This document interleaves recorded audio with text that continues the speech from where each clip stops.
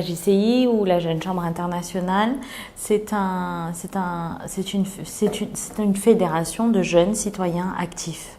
C'est une organisation qui aujourd'hui a plus d'une centaine d'années au niveau international.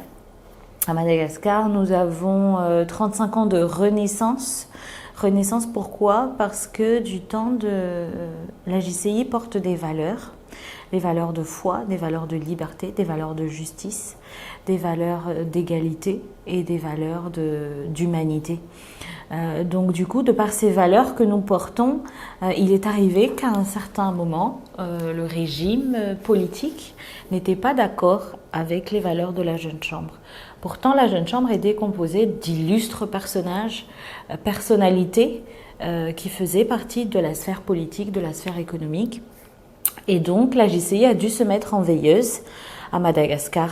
Et elle s'est réveillée, donc il y a 30 ans, après le régime socialiste.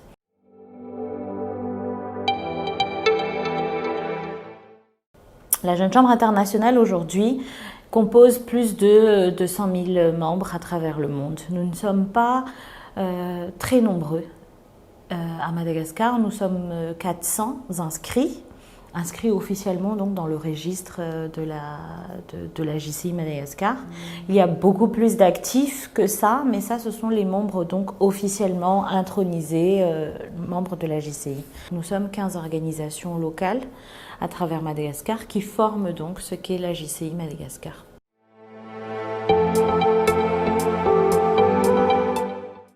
Nous œuvrons dans 4 domaines d'opportunités. Le domaine individuel, c'est-à-dire par rapport à soi-même, on estime que l'on ne peut développer autour de soi si l'on n'est pas développé soi-même. Le domaine communautaire, parce que nous appartenons à une communauté et nous cherchons à apporter un impact positif et durable dans notre communauté. Le domaine économique, parce que le développement aussi s'accompagne du développement économique. Et le développement et l'opportunité, la 4e sphère, c'est le domaine international. International pour dire aussi réseautage, parce que la JCI, c'est à travers le monde. Notre mission, c'est d'offrir des opportunités de développement aux jeunes en leur donnant la capacité de créer des changements positifs. Nous formons les jeunes à atteindre leur pleine capacité, que ce soit au niveau individuel, au niveau professionnel ou au niveau de leur communauté. Les jeunes doivent apprendre à créer de la valeur. Ils créent de la valeur en eux-mêmes, ils apprennent à faire les choses correctement, ils apprennent à s'engager, ils apprennent à mener un projet à bon terme et enfin, ils apprennent à réfléchir où se trouve le problème dans une communauté. Nous avons une méthode de travail qui cherche non pas à créer des solutions à des problèmes, à apporter des solutions aux symptômes, mais vraiment à rechercher la cause d'un problème en vue d'un impact durable.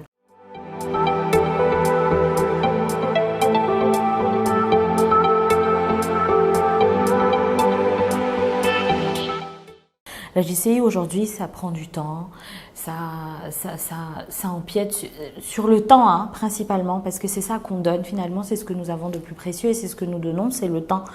Mais c'est pour ça que moi j'y suis particulièrement attachée, parce que je pense que pour le développement d'un pays comme le nôtre, il y a vraiment lieu de s'inquiéter sur les causes des problèmes.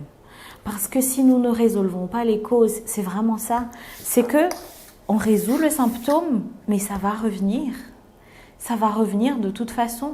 Il y a peut-être lieu vraiment de se donner le temps de vraiment creuser pour trouver la solution.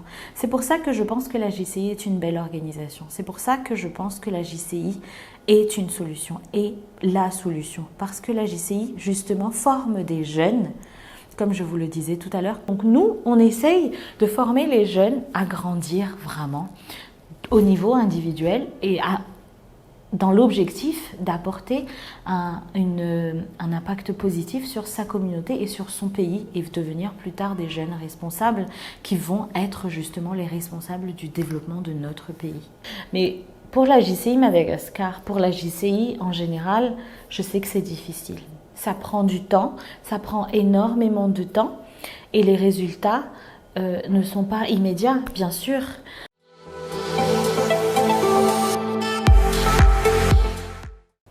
En un an, le président national de la JCI Madagascar, s'il veut faire ça, ne réussit pas à dire « j'ai fait, voilà ce que j'ai fait, voilà ce que j'ai donné, voilà ce que j'ai offert, voilà ce que j'ai construit ».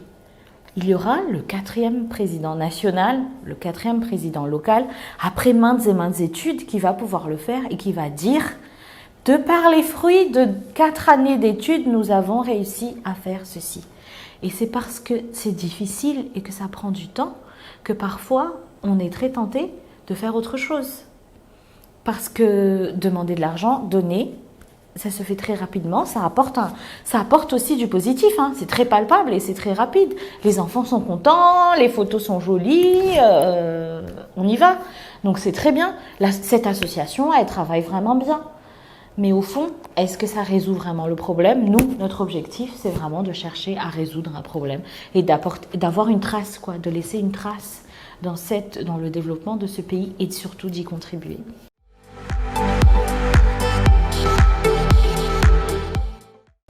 La JCI Madagascar a formé des personnalités de Madagascar.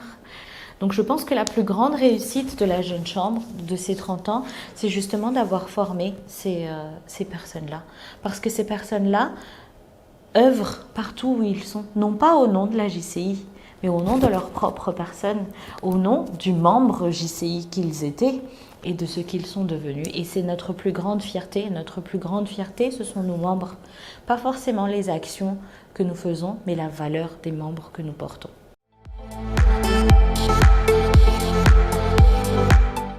Si on ne se concentre pas sur la formation des enfants et des jeunes, à leur réinculquer des valeurs, à leur donner cet esprit justement d'engagement, je pense qu'on va tourner en rond encore plusieurs années. Parce qu'on va toujours se retrouver avec des grandes personnes qui vont vouloir faire des grandes choses très vite, très rapidement, et qui finalement peut-être ne résolvent pas un problème.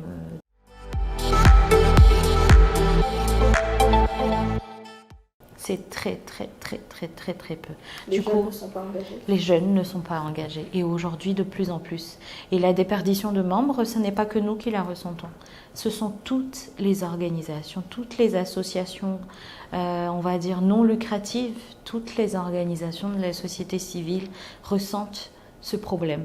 Parce que les jeunes sont de moins en moins engagés.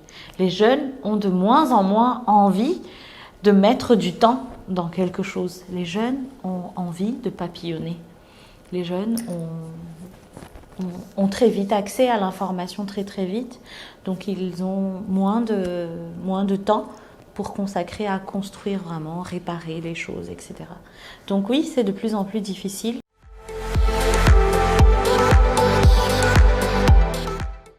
Si on ne se concentre pas sur la formation des enfants et des jeunes, à leur réinculquer des valeurs, à leur donner cet esprit justement d'engagement, je pense qu'on va tourner en rond encore plusieurs années. Parce qu'on va toujours se retrouver avec des grandes personnes qui vont vouloir faire des grandes choses très vite, très rapidement, et qui finalement peut-être ne résolvent pas un problème.